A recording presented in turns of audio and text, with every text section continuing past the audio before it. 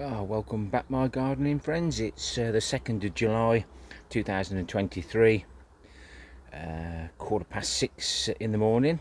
It's been a bit cooler, and I've decided it's time to take some strawberry runners, and I'm going to put some of these strawberry runners into the cabbage cage once they've established themselves and we've cut them from the mother plant. Just an update on the secret raffle. I'm just getting a few raffle prizes together, and then there'll be a dedicated video. But what you do need to do, and you can do now, is to pop back.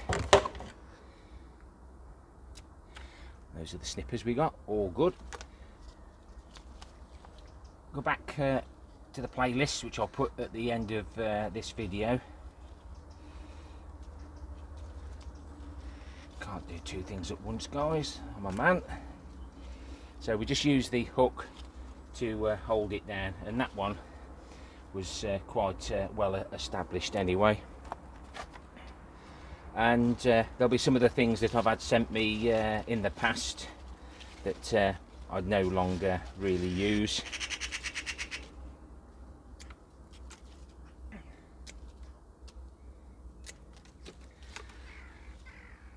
And I've been in touch with one or two sponsors, and they're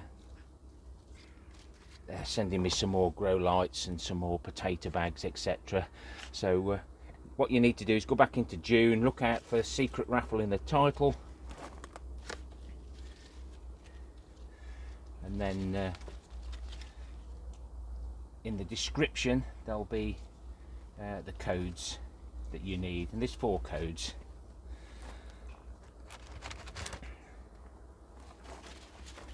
Some of these runners are already well established. I always try and take the first runner that's coming off the mother plant,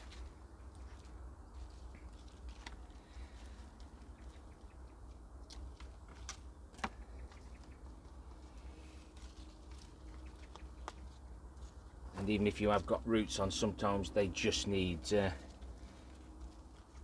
that little bit of support. Just have to remember then to water them. So I'll get cracking. I'm going to do as many as I can in these few beds, which will help me out nicely. So don't forget the secret raffle, don't miss out. Some nice LED lights, potato cloth bags, gloves, all sorts. So that's the I've done 20. I've kept them into one bed because you've still got to keep watering them. So I'll do these 20. Once they're established, I'll move on to another bed. Well, I say established, probably another week's time. I'll do another 20. Better to have more than not enough. And I've used the leaf mould as the potting mix. I do like to mulch my beds up, and the cocoa coir does a real good job. I'm going to use the cocoa coir out my recent find at the old root mass. Ooh, did I forget to say there might be a mini chainsaw in the raffle?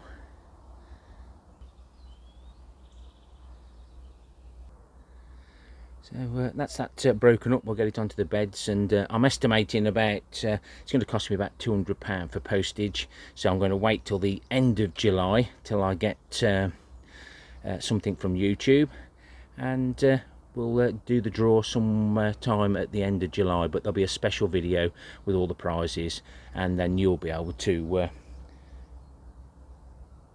If you come first, you can select a prize. Come second, you select a prize. And then we'll be down to the riffraff. Obviously anything out of the UK will have to be something that can be posted, like the gloves and cloth bags, etc. Super saw. Anyway, it's just a big thank you to my regular viewers. You don't have to be subscribed, it's open to everyone. YouTube rules. But most of my viewers are non-subscribers anyway, 80%. So many thanks to my regulars who will catch these updates and hopefully win a prize in the world famous flutter draw. So that's another little job done. I'm trying to get as much done as I can now because I'm going to get very busy again. Nothing's changed at work, still on my own, and 3 people handed their notices in last week or the week before. So, cool, can you do this? Can you do that? Oh yeah, thank you very much. Well, I need to do a few things in the polytunnel. This Kurobi is Jason, and then we've got Colleen over here. They're looking rather good. And Pongo beans, probably going to get a little harvest off those today, but I do need to get on top of my tomatoes, and I'll just show you what I do when I get time, and normally it goes completely wrong. So this is the Shirley potato. This tomato. It's got a couple of trusses on there, so I'm just going to remove some of the lower leaves just so we can see what we're doing. Chance of blight at any time. Just taking out the side shoots. If they're only small, they'll just break off. If they're too big, just use your snippers that you find in the cannabis compost find. When you're taking the side shoots out, be very careful, especially when you get towards the top, which you can't see at the moment, that you don't take the top part out. So start at the top and work down, and then you can at least leave one of the side shoots then to continue growing if you accidentally take the top one out.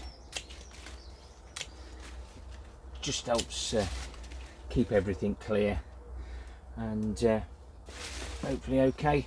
Now I've got my blended eggshells. I normally put the eggshells in the mix, but I know Nick at Nick's Allotment, watch the dust guys, wear a mask.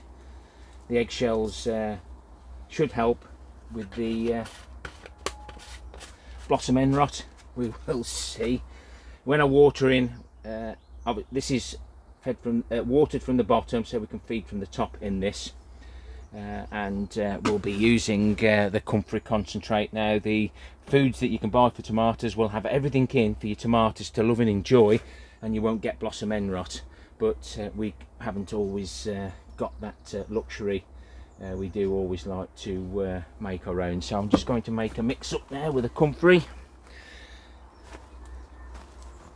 Well, let's finish it off first, he says. Let's just pause you. It's very bright.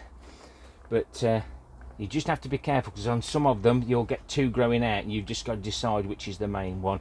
We've just got one there that's just started to grow, and I'll just get some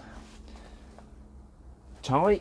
Try to keep everything in the find this quite useful. Put the ball in there and just pull it out, and you can cut it off on that, but what I like to do is drop it on the floor and only cut off what I actually need. Just need to tie them in just gently, just so they don't fall over. So the sunshine's nice, quite bright, so hopefully you can see what you can see. But that one's all ready for a little feed. So we're going to do, because it's the concentrate, it doesn't smell, not like your comfrey that you steep, so it's well worth doing. I'll show you that at the end. We're doing really well this year for it, and I'll be doing it at about 20 to 1.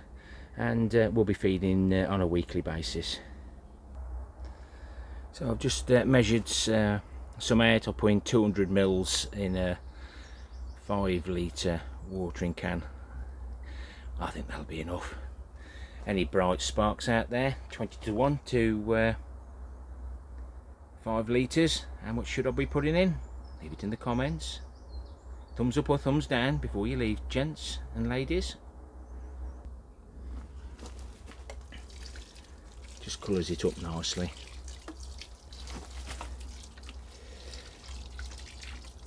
Try and work it out at home. Ill prepared as usual.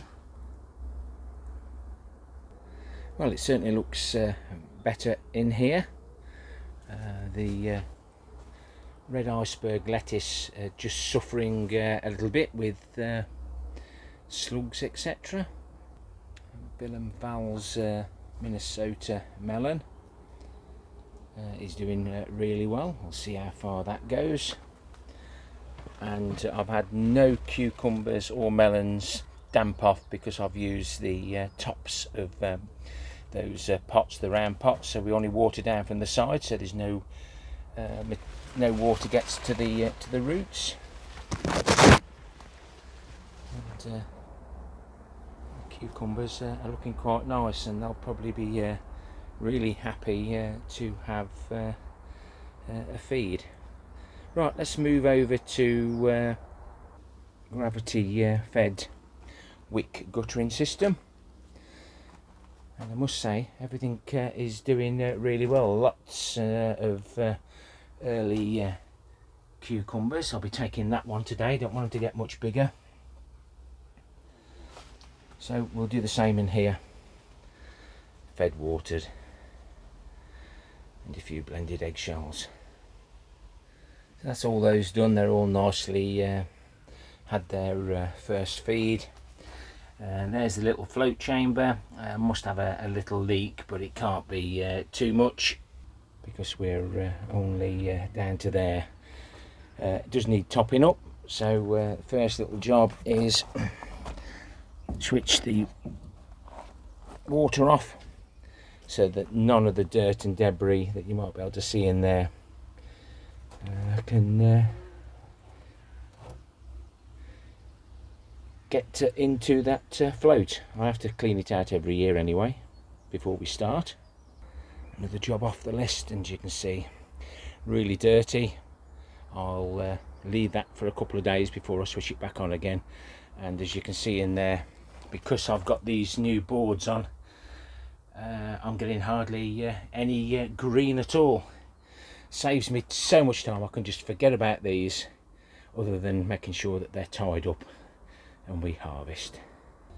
And these drums now, I normally just harvest off the first drum, but I've had to take some out the second drum, and it's now draining it from the third, fourth, and the galvanised tank, and hopefully we'll get all these topped up. But this is just temporary because I didn't want to lose the water. These are the manure bins, and you see it's still sinking. It will continue to sink. This has filled up twice, and what I've done, I've removed that from there and put it on top of the manure just to help with the breaking down progress. But sorry, Mr. Bumblebee.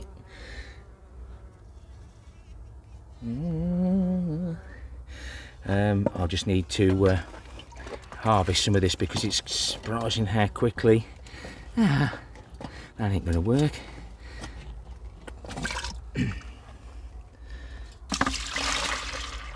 Lovely black liquid, but I'll just try and keep on top of it. Again, this can be added as a concentrate to new beds over the winter so that it can do its business. I'll leave that there. Mrs. K won't know that she's missing a saucepan. And this is there just to catch some of the worms, but they still try and still end up in the bottom. Lovely. So I'll get that put into the manure runoff bin. Actually, I might save that to water some of my or feed some of my giants. We're 1 3/4 hours in now. I think it's getting towards let's have a look, 7:45, so about 1 3/4 hours. I think I deserve a brew and a snack just while waiting for the kettle to boil.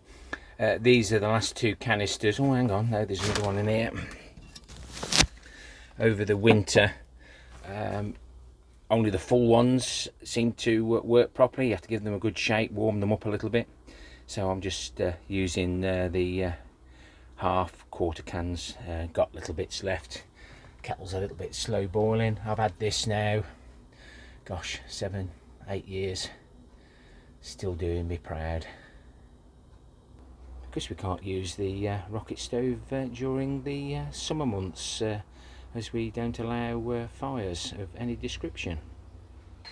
Yay, at last. Yeah, I found my first little yellow courgette. The green courgette wasn't much bigger than that.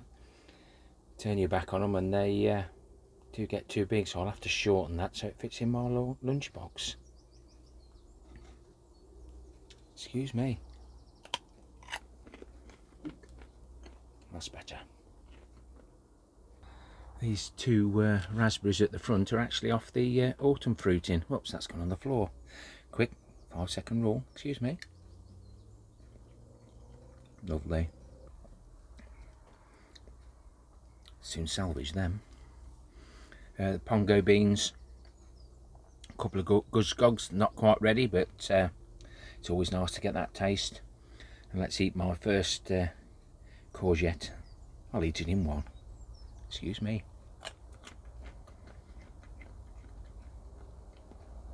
So much better when they're small. Yum yum. The rest can go in the compost bin. Don't know how long this will last, I'm sure, but it might be a good reminder to do a few jobs. Get my main things done on an early Sunday morning while the wife has a lie in and Skylar has a rest. So hopefully I'll be home today for about 10 o'clock to get lunch ready. To have lunch and a pudding, we need to harvest. So we've got a few nice things. Some of that curly kale, we shop bought that to fill one of the beds. Some of the pongos, some of these sugar snap peas. My first ever in 8 years bunching spring onions.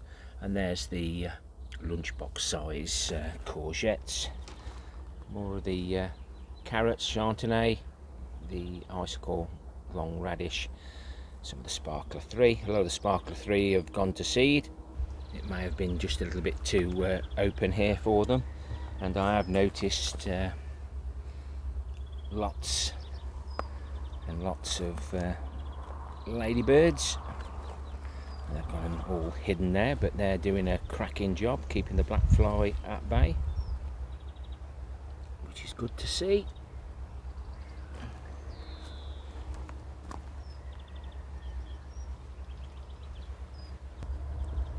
Even having a little look round the pongos.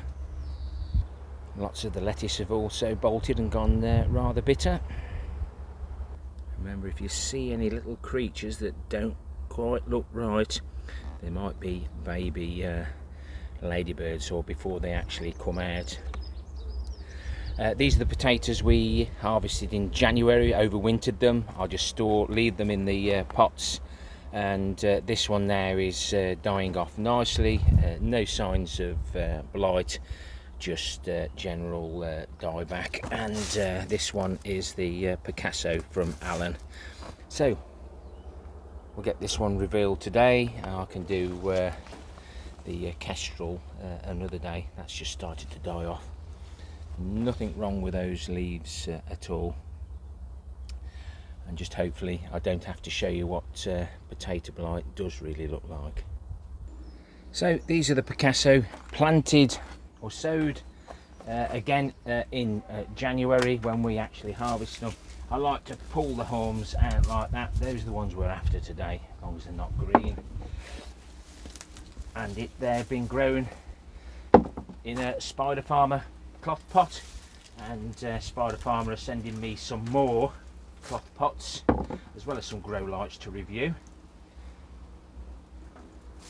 And I'd like to thank Spider Farmer and Super Soil for their sponsorship for my giant vegetables this year.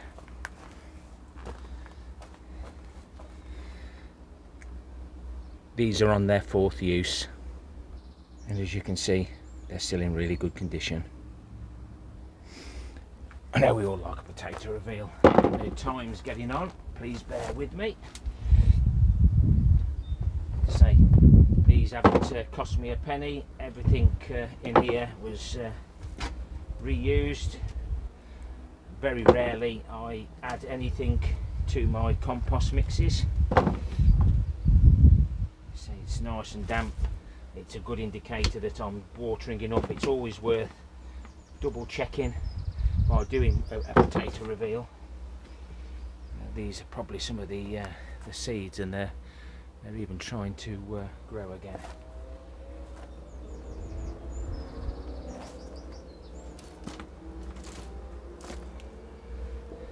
Lovely clean potatoes. We'll give them a swish.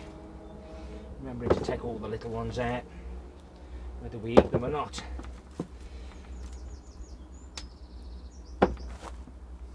Right, double check that, give them a wash, add them to the rest.